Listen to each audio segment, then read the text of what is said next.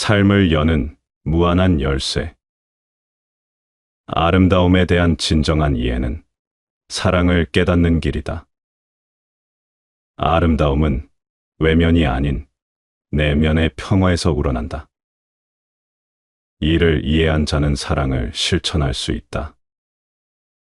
사랑이란 단순히 감정이나 행동이 아니라 삶의 근본적인 실천이다. 우리가 살아가는데 가장 중요한 것은 친절이다. 오늘의 친절을 내일은 더 깊이 실천하고 그 다음 날도 더 진실되게 살아야 한다. 친절은 끝이 없고 매일 새롭게 이루어지는 실천이다. 사랑은 모든 존재를 향한 자비에서 시작된다. 자비는 곧 깨달음으로 향하는 길이므로 자비심을 갖추지 않으면 진정한 깨달음에 이를 수 없다. 친절이 없다면 사랑은 그저 공허한 말에 불과하다. 그러나 진정한 사랑과 자비는 고통을 덜어주고 모든 존재를 아우르는 힘이 된다. 이 작은 실천들이 모여 우주를 새롭게 변화시키고 궁극적으로는 깨달음에 이르게 한다. 우리 내면의 평화가 외부의 사랑으로 나타날 때 우리는 비로소 진정한 자아를 발견하게 된다. 내려놓음의 지혜. 행복은 필요한 것을 얼마나 소유했느냐가 아니라 불필요한 것에서 얼마나 자유로운가에 달려 있다. 마음이 가벼울 때 비로소 행복은 그 자리를 찾는다. 인간의 집착은 끝이 없고 소유는 결코 만족을 보장하지 않는다. 지나친 소유욕은 마음을 어지럽히고 결국 스스로를 속박한다. 반대로 적게 가지면서도 삶의 기쁨과 순수성을 잃지 않는 자야말로 진정으로 삶을 아는 사람이다. 불교에서는 무소유의 가치를 강조한다. 무소유란 모든 것을 버리라는 뜻이 아니라 필요 이상의 것에 집착하지 않는 태도다. 소유에 대한 집착이 사라질 때 우리는 사물의 본래 가치를 온전히 바라볼 수 있다. 물질이 아닌 마음을 다스리는 것이 곧 자유이며 자유로운 마음이야말로 가장 큰 행복이다. 내려놓음 속에서 삶의 참된 풍요를 발견할 때 우리는 존재 자체로 충만해진다. 진정한 자유로 가는 길. 무소유란 아무것도 갖지 않는 것이 아니다. 그것은 빈궁함을 의미하는 것이 아니라 불필요한 것에 얽매이지 않는 삶의 태도를 가리킨다. 가진 것이 많을수록 집착이 커지고 집착이 깊을수록 마음은 더욱 무거워진다.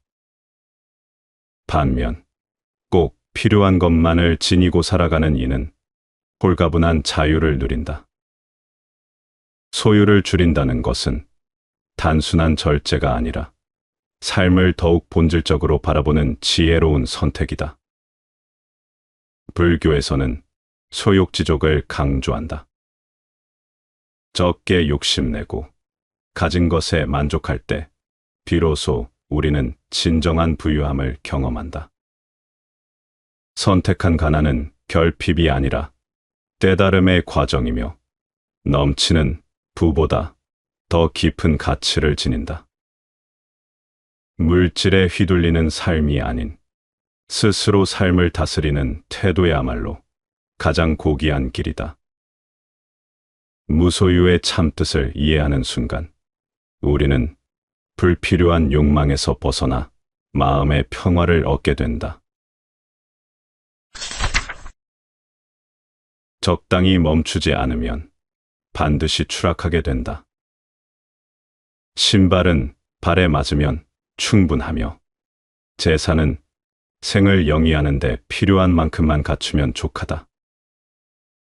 그러므로 스스로에게 적절한 수준의 재산에 만족할 수 있다면 이는 곧 분수를 지키는 태도라 할 수 있다. 그러나 그 이상을 탐하게 되면 끝없는 무력에 휩싸여 마치 절벽 아래로 추락하듯 걷잡을 수 없는 탐욕의 길로 접어들게 된다.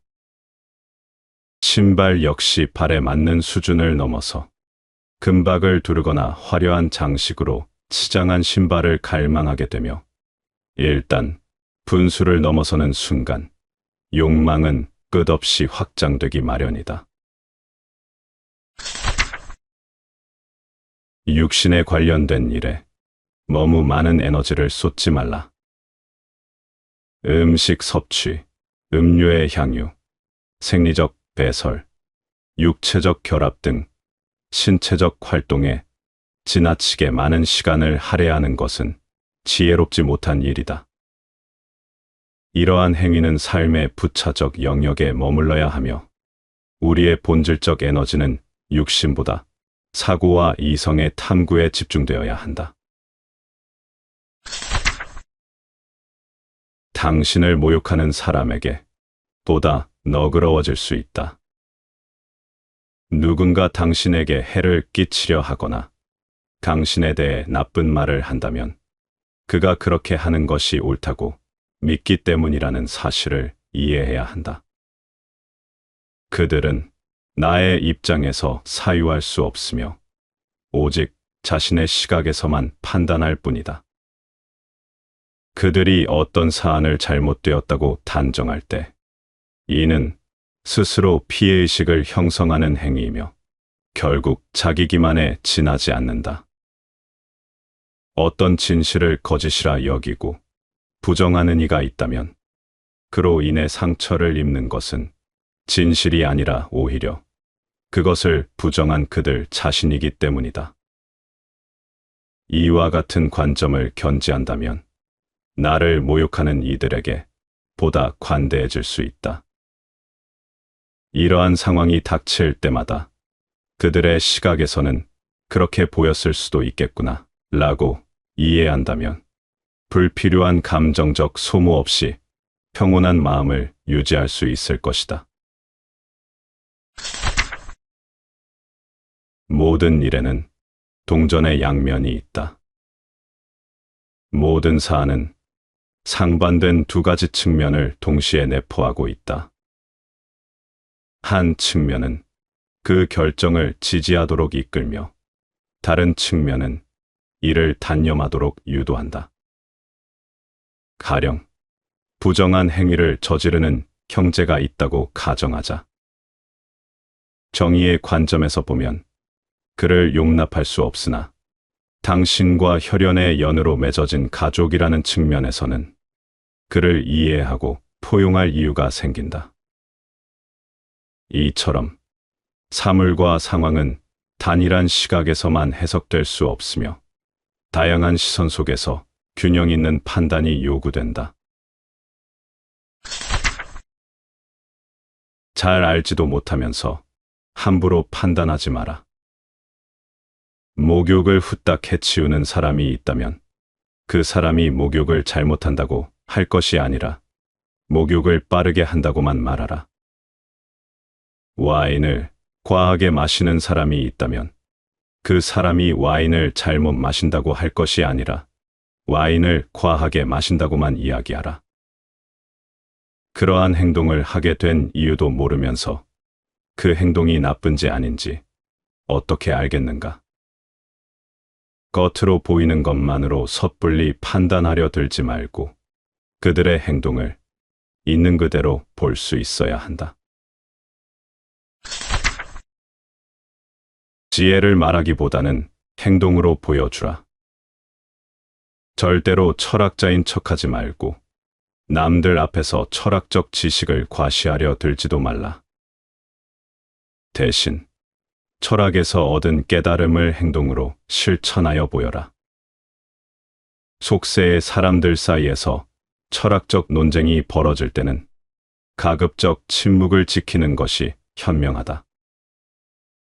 깊이 체득하지 못한 지식을 경솔히 입 밖에 내뱉는 순간 그것은 온전한 지혜가 아니라 소화되지 않은 채 토해진 혼탁한 언어가 될 위험이 크기 때문이다.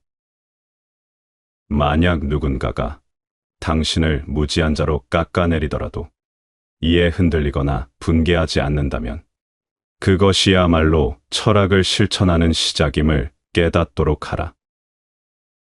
양은 자신이 얼마나 많은 풀을 뜯어먹었는지를 과시하기 위해 양치기 앞에서 먹은 것을 다시 개어내지 않는다. 대신 먹은 것을 속에서 깊이 소화한 뒤 이것으로 양털과 젖을 생산해낸다.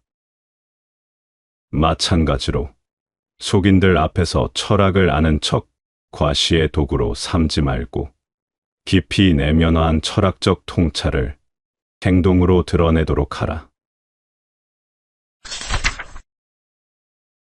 남에게 인정받는 것을 갈구하거나 탐하지 말라. 제 육신을 위한 일에 검소함을 자랑하려 들지 말라. 물을 마신다고 물을 마실 때마다 물을 마시노라고 떠벌리지 말라. 인내력을 기르려 한다면 다른 사람들의 이목을 위해 하지 말고 자신을 위해 하라. 남에게 인정받는 것을 탐하지 말라. 갈증이 심할 때는 찬물을 길어 올려 입을 적시되 거기에 대해서는 아무 말도 하지 말라. 지혜로운 사람은 자기 자신을 적처럼 경계한다. 어리석은 사람은 도움을 원해도 다른 사람에게서 기대하고 피해를 당해도 그 원인이 다른 사람에게 있다고 여긴다. 현명한 사람은 도움을 스스로 구하고 피해를 입어도 그 원인을 자신에게서 찾는다. 철학적 깨달음에 이르고자 하는 사람이라면 그 누구도 탓하지 않고 칭찬하지 않으며 잘못을 따지지 않고 비난하지 않는다. 마치 뭔가 속에 든 것이 있는 사람인 척하는 허세의 말 또한 절대 하지 않는다. 누군가가 자신을 칭송하면 속으로 웃어넘기고 누군가가 자신을 비난하면 자신을 옹호하려 들지도 않는다. 미약한 자처럼 처신하고 제자리에 있는 것이라도 단단히 고정될 때까지 돌봐 살핀다. 또한 자신의 욕망을 절제하고 자연의 순리에 어긋나는 것만 혐오한다. 매사에 아낌없는 노력이 중요하다. 무식하고 바보 같은 것을 봐도 여기에 괴념치 않는다. 한마디로 마치 매복 중인 적군인 양 자신을 경계하고 지킨다. 결코 이룰 수 없는 순간이 지금이다. 더 이상 망설이지 말고 지금 이 순간부터 인간으로서 최고의 존엄과 가치를 실현하는 데 매진하라. 이성에 반하는 행위는 단호히 배척하며 올바른 삶을 향한 실천을 즉각 시작해야 한다. 우리에게 이미 철학의 근본 원칙이 주어져 있음에도 불구하고 아직도 완전한 깨달음을 인도해 줄 스승을 기다리며 자기 성찰과 수양을 미루고 있을 것인가? 당신은 더 이상 미숙한 어린아이가 아니라 스스로 삶을 책임져야 할 성숙한 존재다.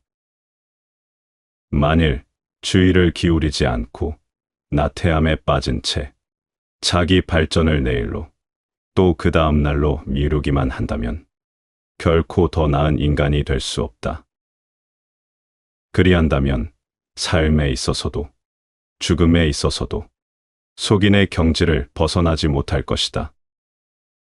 자신의 삶을 존귀하게 여기고 성숙한 인간으로서 끊임없이 정진하라. 최상의 선으로 보이는 모든 것을 반드시 준수해야 할 절대적 법칙으로 인식하라. 그리고 인생이 주는 고난과 환희, 명예와 불명예를 마주할 때마다 나는 지금 지체할 수 없는 중대한 경기에 임하고 있으며 단 한 번의 선택과 행동이 그 승패를 좌우할 수 있다는 사실을 명심하라. 소크라테스는 매 순간보다 나은 인간이 되기 위해 노력했고, 오직 이성을 따름으로써 완전한 경지에 도달했다. 비록 당신이 소크라테스와 같은 철인이 아닐지라도 적어도 그와 같은 철인이 되기를 갈망하며 노력할 수는 있지 않겠는가? 증명보다 중요한 것은 실천하는 것이다. 철학에서 가장 필수적이고 으뜸 가는 것은 원칙을 실천하는 것이다. 즉, 거짓말을 하지 않는다 라는 원칙이다. 두 번째는 왜 우리가 거짓말을 하면 안 되는지 증명하는 것이다. 세 번째는 이 증명이 올바른지 분별하고 확인하는 것이다. 즉, 귀결은 무엇인가, 모순이 없는가, 진실과 거짓은 무엇인가 등을 가리는 것이다. 세 번째 단계는 두 번째 단계를 위해 필요한 것이고, 두 번째 단계는 첫 번째 단계를 위해 필요한 것이다. 이 가운데 가장 중요한 것은 첫 번째 단계, 즉 원칙을 실천하는 것이다. 하지만 우리는 바로 그 반대로 행동하고 있다. 우리는 세 번째 과정에 애를 쓰고 모든 시간을 보내면서 정작 첫 번째 단계는 등한시한다. 거짓말에 대한 증명은 잘하면서 정작 거짓말을 하지 않는다는 원칙은 위반하곤 한다. 겸손한 덕은 질투의 문을 닫는다. 저리가 높은 사람은 온화한 마음을 길러야 분쟁의 길을 열지 않을 것이며, 공명이 높은 사람은 겸손한 덕을 길러야 질투의 문을 열지 않게 된다. 전쟁이 끝나자 카토는 모든 장병들에게 1파운드의 은을 나누어 주었다. 몇몇 사람이 금을 갖는 것보다 많은 사람이 골고루 은을 갖는 것이 보다 좋은 일이라고 생각했기 때문이다. 그 자신은 먹고 마실 것을 제외하고는 어떤 전리품에도 손을 대지 않았다. 카토는 자신의 행위를 의아하게 생각하는 사람들에게 말했다. 나는 덕을 가장 많이 쌓은 사람과 덕을 겨루고 싶지, 재물이 가장 많은 사람과 재물을 겨루거나 욕심이 가장 많은 사람과 욕심을 겨루고 싶은 생각은 추호도 없다. 모든 일에서 결국은 덕이 승리하기 마련이다. 덕은 시련을 향유할 뿐만 아니라 힘을 정복한다. 모든 경의를 지배하는 것도 역시 덕이다. 덕행이야말로 영혼의 아름다움이다. 꽃향기 무르익은 곳에서는 눈을 들어 바라보라. 바람이 강하게 불고 비가 쏟아지는 곳에서는 다리를 굳게 세우고 힘차게 걸어라. 꽃향기가 만연하고 버드잎이 아름다운 곳에서는 눈을 들어 멀리 바라보며 그 아름다움을 만끽하라. 그러나 위태롭고 험한 길에 들어섰다면 주저하지 말고 즉시 머리를 돌려 안전한 길로 돌아서라. 험준한 세상길을 걸어가려면 언제나 우뚝한 산처럼 묵중해야 한다. 세상을 살아간다는 것 자체가 혼돈이기 때문이다. 가벼운 발길로 세상길의 구석구석을 돌아다니다간 어느새 흙먼지에 쌓여 그 본래 모습마저 알 수 없게 된다. 그러나 우리가 살고 있는 이 세상을 침침한 눈이 아닌 밝은 눈으로 내다보면 지금까지 발견할 수 없었던 새로운 행복을 찾아낼 수 있다. 그것은 그토록 멀리 있는 것이 아니다. 그대로부터 가장 가까운 거리에 있다. 어쩌면 이미 그대 내부에서 일찍부터 그대의 부름을 기다리고 있었는지도 모른다. 세상길을 걷다 보면 참으로 가지각색의 길을 만나게 된다. 비바람이 비껴 불고 빛발이 급한 길이 있는가 하면 꽃향기 무르익고 버들 고운 곳도 있다. 위태롭고 험한 길은 도처에 널려 있다. 어느 길을 들어설 것이며 어느 길을 피할 것인가는 온전히 그대 자신에게 달려 있다. 가장 위험한 유혹의 계곡이 있고 위험하기 짝이 없는 죽음의 계곡도 있다. 다리를 굳게 세워 힘차게 걸어야 할 곳은 힘차게 걸어 나가면 될 것이고 유혹의 계곡을 지날 때면 짐짓 눈을 들어 멀리 바라보는 것이 하나의 방법이다. 그러나 아무리 보아도 크게 위태로울 수밖에 없는 길은 재빨리 돌아서라. 안전하고 튼튼한 새 길이 그대를 기다리고 있다. 삶의 절도는 곧 삶의 향기가 된다. 공직에 있을 때는 편지 한 장이라도 절도가 있어야 한다.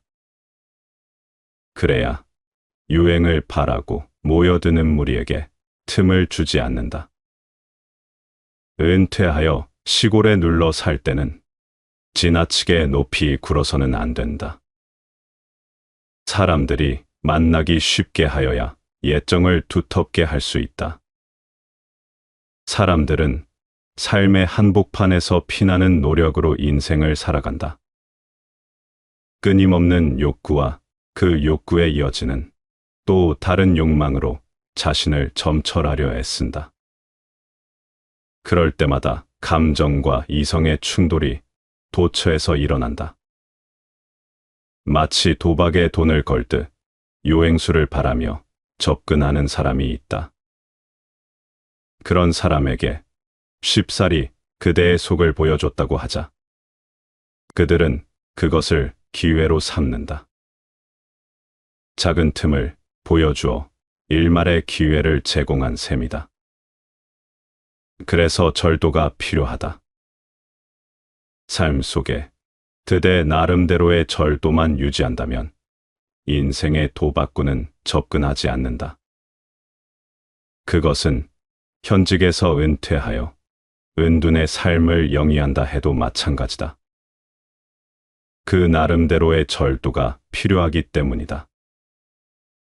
삶의 절도는 곧 삶의 향기가 된다.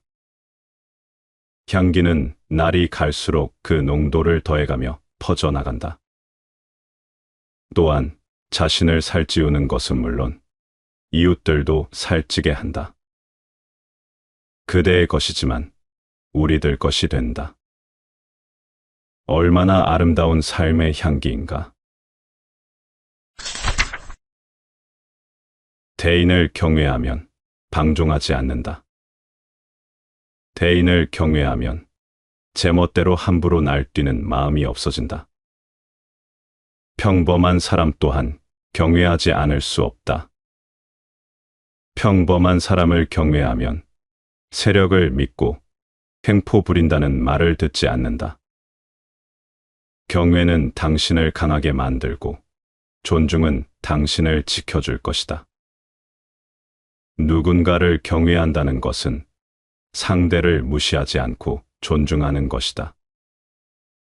덕이 있는 사람을 경외하면 그를 본받으려는 마음이 생긴다. 그러면 객기의 충동으로 함부로 날뛰는 마음을 다잡을 수 있다. 평범한 사람을 무시하지 않고 경외하면 내 행동이 어떤 결과를 가져올지 생각할 수 있다. 공감의 영역이 확장되는 것이다. 그러면 자기 힘만 믿고 횡포를 부릴 수가 없다. 상대가 누구든 공경하고 조심스럽게 대해야 실수가 적다. 공자가 말했다. 군자가 두려워하는 세 가지가 있다.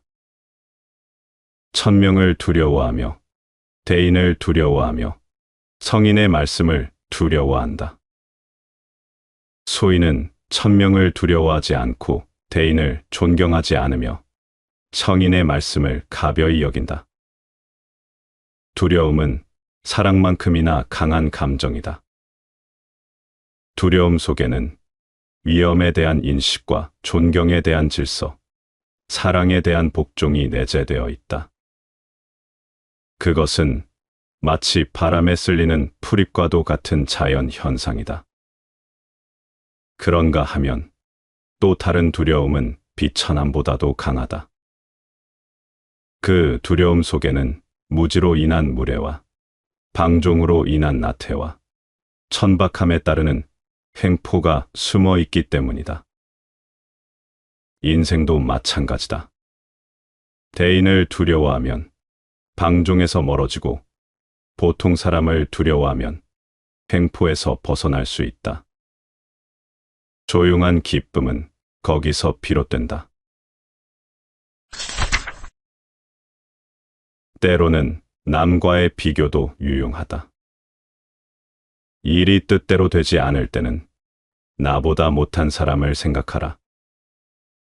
원망하고 탓하는 마음이 저절로 없어진다. 마음이 게을러지거든 나보다 나은 사람을 생각하라. 정신이 저절로 분발하게 된다. 일이 뜻대로 되지 않으면 부정적인 생각을 하기 쉽다. 남을 탓하고 자신의 신세를 한탄한다. 이럴 때 내 처지보다 더 좋지 않은 사람을 생각해보면 원망이 저절로 사라진다. 마음이 나태해질 때 나보다 더 뛰어난 사람도 열심히 노력하는 것을 생각하면 다시 분발할 수 있다. 나와 남을 단순하게 비교하는 것은 위험하다. 각자의 처지와 상황이 모두 다르기 때문이다. 비교의 대상은 항상 나 자신이 되어야 한다. 하지만 원망하는 마음을 누그러뜨리고 분발하기 위해 남과 비교하는 것은 유용하다. 게으름은 산 사람의 무덤이라고 했다. 모든 움직임이 정지되고 사고마저도 일체 정지된 상태라면 그것은 완전한 무일 수 있다. 일단은 살아 움직여야 한다. 살아있음으로 해서 사람일 수 있는 것이다. 게으른 사람이란 발을 적시기가 싫어 먹고 싶은 고깃덩이를 바라보고만 있는 고양이와도 다를 바가 없다. 게으름으로 마음이 몽땅 닳아버리기 전에 이웃을 살피라. 앞서간 사람의 늠름한 발자국을 보면서 그 게으름을 쫓아내버리라. 발명왕이라고 불리는 에디슨도 철을 분리하는 광산 사업에서 실패한 적이 있다. 미네소타 주에서 철이 대량으로 산출되어 철값이 폭락했기 때문이다. 5년 동안의 노력과 재산이 수포로 돌아간 후에 에디슨은 오히려 용기 백배하여 실패했던 경험을 바탕으로 인조 시멘트 사업에 손을 대어 성공했다. 그는 광산 사업에 실패한 직후 황량한 공장을 찾아가서 다음과 같이 회고했다. 여기서 일했었던 5년이 내 일생에서 가장 즐거운 시절이었다. 다른 것을 생각할 여유가 없었고 여기서 많은 것을 배울 수 있었다. 그것은 언젠가 다른 누구의 이익이 되어 나타날 것이다. 성공은 실패와 실패를 딛고 일어서는 힘이다. 사람들은 그들의 실패에서 많은 것을 배우고 또 새로운 힘을 축적하기 때문이다. 실패야말로 가장 고귀한 생명력이다. 부모님의 은혜는 끝이 없다. 아버지는 나를 낳으시고 어머니는 나를 길러주셨네. 애달프다, 어버이시여. 나를 낳아서 기르시느라 애쓰시고 수고로우셨네. 그 은혜 갚고자 하니 드넓은 하늘처럼 끝이 없네. 시경에 나온 말이다. 부모는 자식을 낳아 기르면서 지극한 정성을 들인다. 젖먹이 아이가 새근새근 자고 있을 때면 혹시나 숨을 쉬지 않는 것은 아닐까. 코앞에 손을 가져가고 심장에 귀를 대어보기도 한다. 자식이 아플 때면 차라리 대신 아파주고 싶다. 자기 입에 들어갈 것을 자식에게 먼저 먹이고 자기 옷은 사지 않더라도 아이에게는 좋은 옷을 입혀준다. 자식은 부모에게 받은 사랑을 자기가 부모가 되면서 깨닫고 그 은혜를 갚으려 하지만 저 넓은 하늘처럼 끝이 없어 갚을 길이 없다. 장자가 말했다. 존경으로서 효도하기는 쉬워도 사랑으로서 효도하기는 어렵다. 사랑으로서 효도하기는 쉬워도 부모를 잊기는 어렵다. 부모를 잊기는 쉬워도 부모 때문에 나를 잊기는 어렵다. 효도란 부모를 섬기는 도리를 뜻한다. 효도는 모든 선의 으뜸이지만 그 길은 멀고도 어렵다. 장자의 말처럼 부모 때문에 나를 잊기는 어렵기 때문이다. 영국의 대문호 세뮤얼 존슨의 일화가 있다. 그의 아버지가 사업에 실패하자 시장 길바닥에서 책을 팔아 겨우겨우 생활을 연명했던 때였다. 어려서부터 자존심이 유난히 강했던 존슨은 그런 아버지가 부끄러웠고 아버지가 병석에 누워 있어도 아버지를 찾아가지 않았다. 결국 그는 아버지가 죽은 다음에야 시장에 가서 아버지가 책을 팔았던 그 자리에 서서 후회의 눈물을 흘렸다. 50년의 세월이 흐른 후에도 그 시장은 변함없이 바쁘고 활기찼다. 달라진 것이 있다면 병약했던 아버지의 모습이 보이지 않는 것과 존슨이 영국에서 가장 유명한 작가가 되었다는 사실뿐이었다.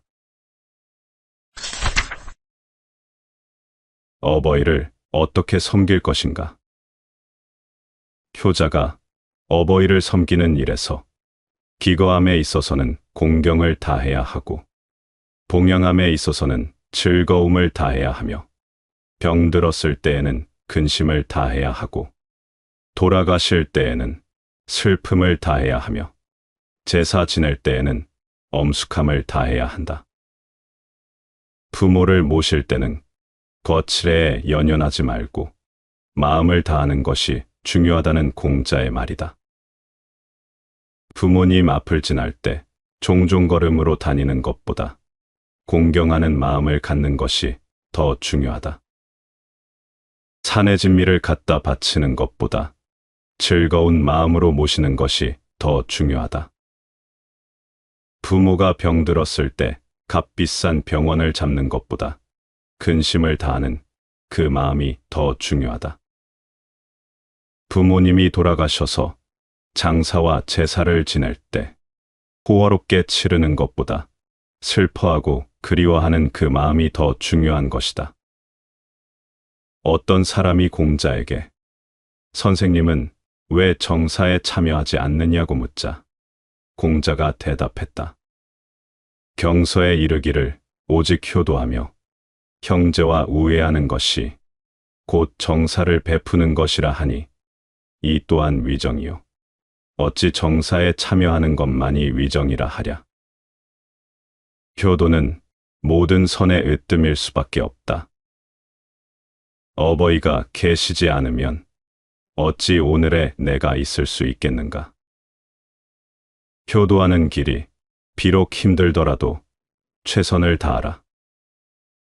자칫하면 때를 놓친다. 풍수지탄이라는 말이 있다. 나무는 조용해지고자 하지만 바람이 그치지 않는다는 말로 부모에게 효도를 하려 하지만 이미 돌아가시고 계시지 않음을 비유한 말이다. 부디 풍수지탄을 명심하라. 자식이 나이가 들어도 어리게만 보이는 게 부모다. 부모님께서 살아 계실 때는 멀리 떠돌지 말 것이며 떠나야 할 때면 반드시 가는 곳을 말씀드려야 한다. 공자의 말이다. 이 말을 있는 그대로 해석해서 현재에 적용하기는 무리가 있다. 부모님이 살아 계실 때 항상 옆에서 모시는 것은 힘든 일이다. 자기의 꿈을 위해 일 때문에 때로는 부모님 곁을 떠나 멀리 떨어져 있을 수 있다. 중요한 것은 부모님과 물리적으로 멀리 떨어지지 않는 것이 아니다. 정서적으로 부모님을 안심시킬 수 있는 거리를 유지하는 것이 더 중요하다. 비록 몸은 부모님 곁에 있더라도 서로 간에 소통이 없다면 무슨 소용이 있겠는가? 어버이의 마음을 편안하게 해드리는 것이 효도이다. 부모에게 있어 자식은 아무리 나이가 들어도 어리게만 보인다. 자식을 향한 근심 걱정이 끊이지 않는다. 목본소원이라 했다. 나무의 밑둥과 물의 근원인 부모를 항상 생각해야 한다는 말이다. 그런 의미에서 아버지의 품 안에는 9자식이 있을 곳이 있지만 9자식의 어느 집에도 아버지가 있을 곳은 없다는 에스토니아의 격언은 우리를 슬프게 한다. 욕심과 정 때문에 본성을 잃지 말라. 모든 인간에게는 자비심이 깃들어 있으며 유마와 백정의 마음은 다르지 않다. 어디에나 기쁨이 존재하고 화려한 대저택과 소박한 초가집의 차이는 없다. 그러나 욕심과 정 때문에 본성을 잃고 한번 어긋나면 그 결과를 예측할 수 없다. 인간의 마음은 순수함을 잃고 갈등에 휘말리기 쉽다. 진정으로 소중히 여겨야 할 것은 물질이 아니라 내면의 자비심과 진정한 행복이다. 유마는 선종에서 보살로 떠받드는 자비심의 표상이다. 짐승을 칼로 해체하는 백정과 자비심의 상징인 유마의 마음은 본래 하나다. 모든 사람의 본래 마음은 다르지 않다. 하지만 각자가 어떤 삶을 선택했느냐에 따라 지상에서 살아가는 모습이 다를 뿐이다. 삶은 각자가 선택한 배역을 연기하는 연극과 같다. 인간의 본래 마음은 대자비심, 즉 사랑이다. 연극에서의 역할에 지나치게 몰입하면 그 사랑에서 멀어지게 된다. 사람은 누구에게나 자비심이 있다. 그것은 일부러 만들어내는 것이 아니라 인간의 본성으로 깊이 내재되어 있는 것이다. 훌륭한 사람이 자비심을 베풀 때 위대해지듯이 보잘것없는 백정이나 망나니가 베푸는 자비심이야 더더욱 말해 무엇하랴. 유마와 같은 덕이 높은 사람이나 백정이나 망나니 같은 하찮은 사람에게도 자비심이라는 것은 한결같이 살아있다. 그처럼 큰 저택이든 초가집이든 삶의 참뜻을 알고 즐겁게 살아가는 데는 마음먹기에 달렸다. 사람의 본성이 살아있는 한 모든 사물은 사랑의 대상이 될 수밖에 없다. 모든 생물이 이 땅 위에서 완전히 존재하지 않게 되었다 하더라도 자비심은 그것을 가지고 있는 사람의 마음 속에서 끊임없이 존속한다. 석가모니가 말했다. 사람이 건강을 잃고 친구를 잃고 명예를 잃는다는 것은 커다란 손실이다. 그러나 사람으로서 자비심을 잃는 것은 그중 가장 큰 손실이다. 몸가짐을 편안하게 하라. 착한 사람은 몸가짐이 자연스럽고 편안할 뿐만 아니라 잠자는 동안에도 그 영혼은 고요하고 온화한 에너지로 가득 차 있다. 반면 악한 사람은 행동이 거칠고 사나울 뿐만 아니라 그 목소리와 웃음 속에서도 날카로운 살기가 넘쳐 흐른다. 착한 사람의 존재는 주변을 따뜻하게 감싸고 악한 사람은 그 차가운 기운으로 불편함을 준다. 중국 속담에 이런 말이 있다. 착한 사람은 두 사람밖에 없다. 하나는 죽은 사람이고 다른 하나는 아직 태어나지 않은 사람이다. 이 세상에 살고 있는 사람들 중에는 누구도 착한 사람이 없다는 말이다. 선악은 서로 상통한다. 선을 행하는 데는 노력이 필요하지만 악을 억제하는 데는 보다 더한 노력이 필요한 정도의 차이뿐이다. 마틴 루터는 이렇게 말했다. 새가 머리 위를 지나는 것을 막을 수는 없지만 새가 머리 위에 집을 짓는 것은 막을 수 있다.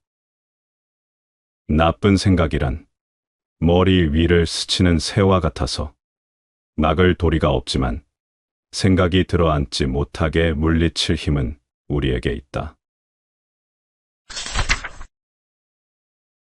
보이지 않는 곳에서 죄짓지 말라. 간이 병들면 시력이 상실되고 콩팥이 나빠지면 청각마저 잃게 된다. 병은 눈에 보이지 않는 곳에서 시작하여 결국 사람의 눈에 드러난다. 그러므로 사람들이 눈에 보이는 곳에서 죄를 짓지 않으려면 먼저 보이지 않는 곳에서부터 죄를 짓지 말아야 한다. 어둠 속에서 저지른 죄는 언젠가 비탈에 드러나게 마련이니 그 시작을 막아야 진정한 깨달음이 온다. 동양의학에서는 눈은 간에 속하고 귀는 콩팥에 속한다고 보고 있다. 모두 음양오행설에 근거를 두고 있다. 병은 보이지 않는 데서 생긴 다음 사람이 볼 수 있는 곳에 나타난다. 마치 모든 죄악이 어둠에서 잉태되어 많은 사람들에게 드러나는 것과 같은 이치다. 어떤 사람의 마음은 그의 말이나 행동으로 드러나기 마련이다. 어두운 곳에서 홀로 행하던 습관이 밖으로 드러난다. 어두운 곳에서 죄를 지으면 밝은 곳에서도 죄를 짓기 마련이다. 그대의 죄는 삶의 때와 같다. 자주 마음을 씻어주는 일이 필요할 뿐이다. 부질없는 일에 마음 쓰지 말라. 복으로 치면 일이 적은 것보다 더한 복이 없고, 재앙으로 치면 마음 쓰는 일이 많은 것보다 더한 재앙은 없다. 오직 힘든 일을 겪어본 사람만이 일이 적은 것이 얼마나 소중한 복인지 깨닫는다.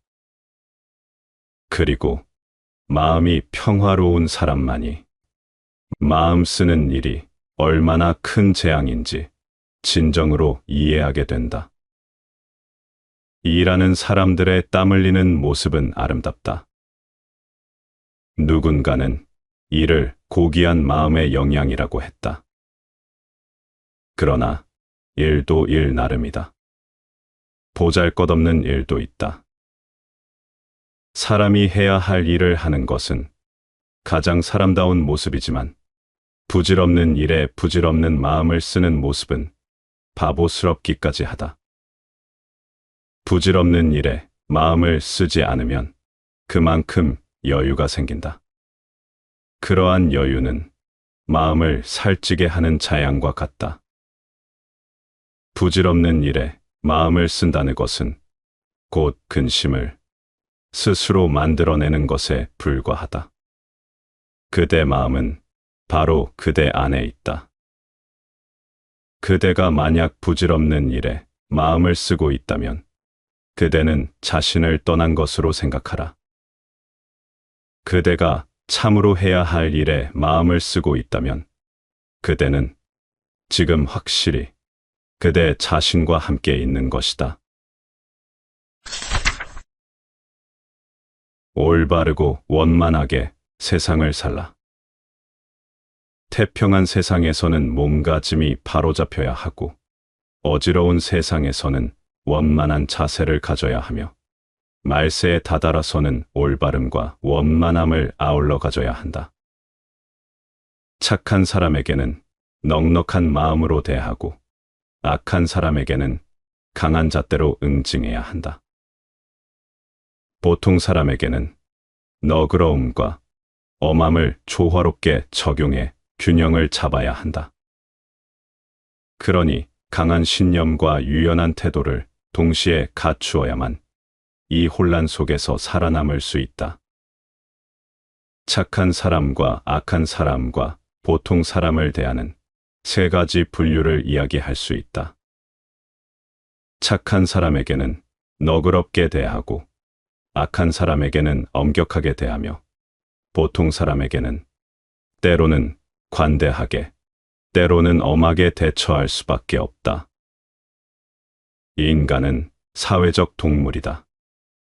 맑은 정치로 사회가 안정된 때에는 올바르게 사는 길이 당연할 수밖에 없다. 그러나 어지러운 세상에서는 올바름을 혼자 고집한다고 고쳐지지 않는다. 원만하게 사는 길이 자신을 보위하는 길이다. 사람을 알려면 주변 사람을 보라. 그 임금에 대해 알려고 하면 먼저 그의 신하를 보고 그 사람에 대해 알려고 하면 먼저 그의 친구들을 보고 그 부모에 대해 알려고 하면 먼저 그의 자식을 보라. 임금이 성군이면 신하가 충성스럽고 부모가 자애로우면 자식이 효성스럽다. 왕량의 말이다. 한 사람을 알기 위해서는 친구를 살펴보면 된다. 누구든 친구에게는 꾸미지 않은 있는 그대로의 모습을 보여줄 것이기 때문이다. 끼리끼리 모인다는 말처럼 친구를 보면 그 사람을 알 수 있다. 자식을 보면 그 아버지를 알 수 있다. 자식은 아버지에게서 보고 듣고 배운 대로 닮아가기 때문이다. 나귀를 사려는 사람이 사고 싶은 나귀 한 마리를 시험해 보겠다며 자기 집 구유 앞에 다른 나귀들과 함께 세워놓았다. 데려온 나귀는 다른 나귀들에게 등을 돌렸지만 딱 한 마리, 가장 게으르고 욕심 많은 나귀 옆에 가서 가만히 서 있었다. 그러자 그 사람은 두 말 없이 나귀에게 고삐를 얹더니 주인에게 돌려주었다. 주인이 잘 시험해 보았느냐고 묻자 그가 대답했다. 더 이상 시험해 볼 필요가 없소. 이 나귀가 자기 짝패라고 골라낸 나귀와 똑같다고 확신하니까요. 사람의 인품이란 그가 즐겨 사귀는 친구의 인품으로 판단된다. 참된 친구란 또 다른 자기일 수 있기 때문이다. 훌륭한 지도자 주위엔 틀림없이 훌륭한 사람이 있다. 또 인자한 아버지에겐 틀림없이 조성스러운 자식이 있기 마련이다. 유태인의 격언 중에 이런 것이 있다. 친구에는 세 가지 종류가 있다. 첫째는 음식과 같은 친구로 매일같이 빠져서는 안 된다. 둘째는 약과 같은 친구로 이따금만 있어야 한다. 셋째는 병과 같은 친구로 이런 이는 피하지 않으면 안 된다. 그래서 친구도 골라서 사귀게 된다. 무턱대고 내 속을 한꺼번에 던져줄 수는 없는 일이 아니겠는가.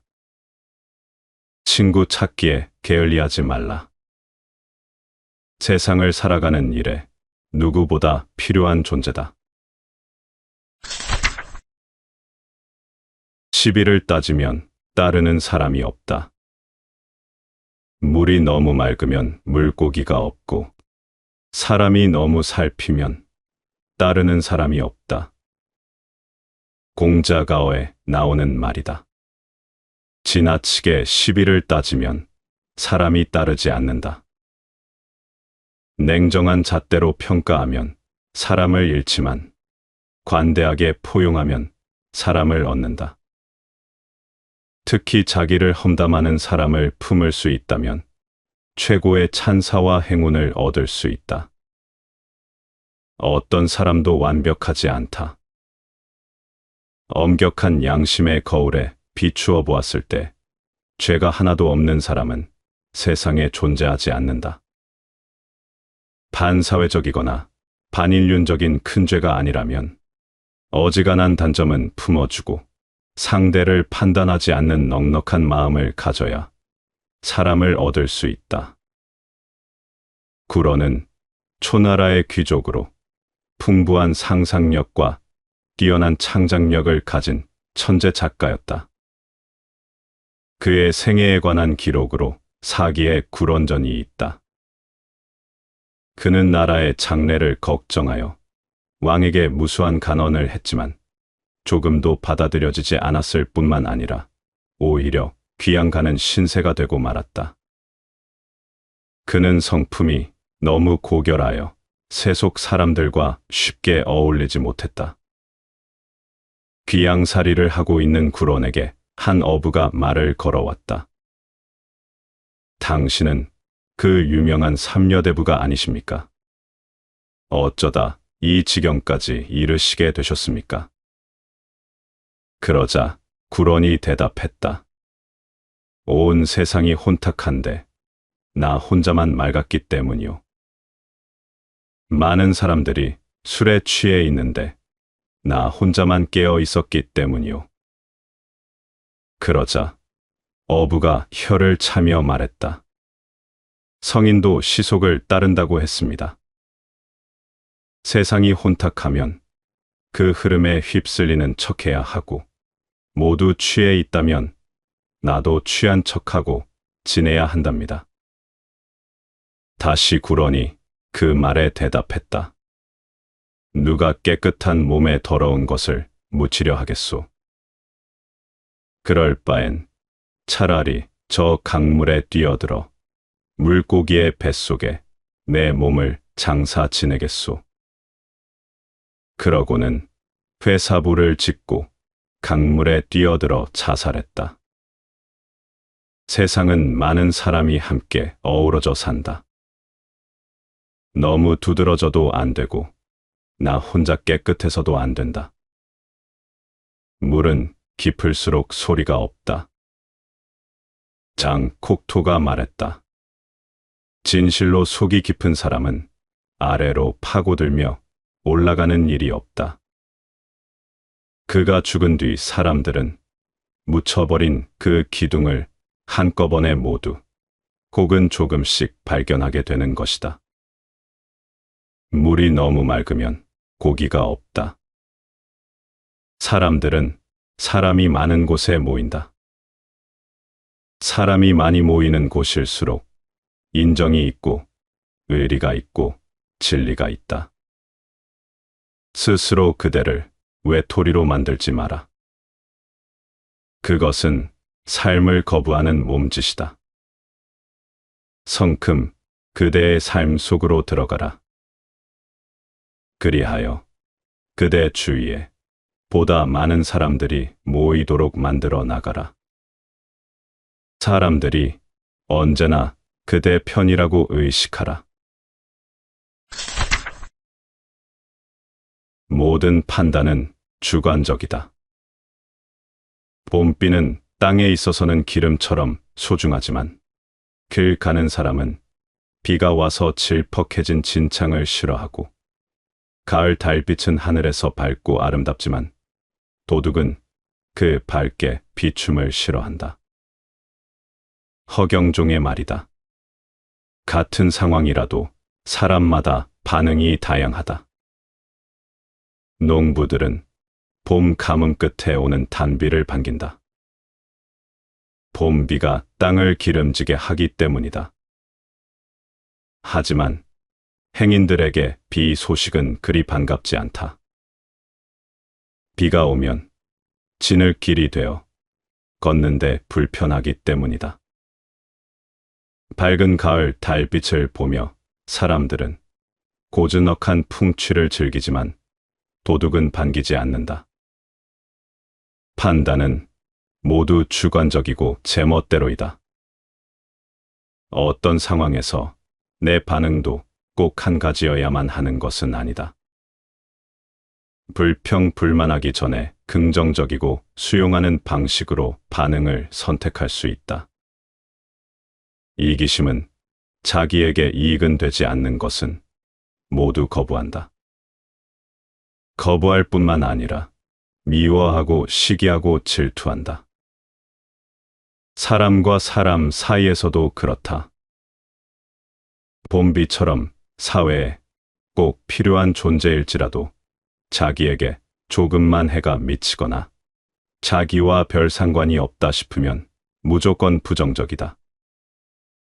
누군가가 이런 말을 했다. 남이 어떤 일을 하는데 시간이 걸리면 게을러서이고 내가 시간이 걸리면 철두철미하기 때문이다. 남이 일을 하지 않으면 게을러서이고 나는 바빠서이다. 누가 하라지 않는데 하면 그는 월권이고 나는 진취의 기상이 있어서이다. 남이 강력한 주장을 하면 그 사람은 고집스러운 것이고 내가 하면 단호한 의견이다. 남이 예절에서 벗어나면 배우지 못한 탓이고 내가 그러면 내 할 일을 내가 하고 있기 때문이다.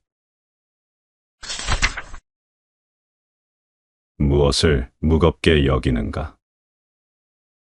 대장부는 선을 분명하게 보기 때문에 명예와 절개를 태산보다 더 무겁게 여기고 마음을 강직하게 쓰기 때문에 죽고 사는 것을 기러기의 털보다도 가볍게 여긴다. 경행록의 말이다. 대장부는 명예와 절개를 무겁게 여기지만 삿된 이익은 가볍게 여긴다. 반대로 소인은 자기의 이익을 무겁게 여기고 염치나 의리를 가볍게 여긴다. 한 사람의 진가는 어떤 가치를 중요하게 여기는지에 따라 달라진다. 무엇을 무겁게 여기고 무엇을 가볍게 여기는지를 보면 알 수 있다. 어리석은 사람은 허울뿐인 성공에 매달린다. 커다란 집, 좋은 차, 수많은 장신구 등으로 자기 주변에 벽돌을 쌓는다. 그러다 보면 자기가 쌓은 벽돌에 갇혀버린다. 진정 가치 있는 인간이 되지 못하고 외톨이가 된다. 사람들은 훌륭한 명분을 살리기 위하여, 절의를 위하여 죽음 앞으로 자신을 과감히 밀어보낸다. 죽음으로써 살아남기 위해서다. 죽음이라는 물을 통하여 되살아나기 위해서다. 그래서 성경에서는 이런 말로 우리에게 교훈을 준다. 정말 잘 들어두어라. 밀알 하나가 땅에 떨어져 죽지 않으면 한 알 그대로 남아있고 죽으면 많은 열매를 맺는다. 누구든지 자기 목숨을 아끼는 사람은 잃을 것이며 자기 목숨을 미워하는 사람은 생을 보존하며 영원히 살게 될 것이다. 한 알의 미랄, 그것이 선이다. 그 미랄은 성서 속에만 존재하는 것이 아니다.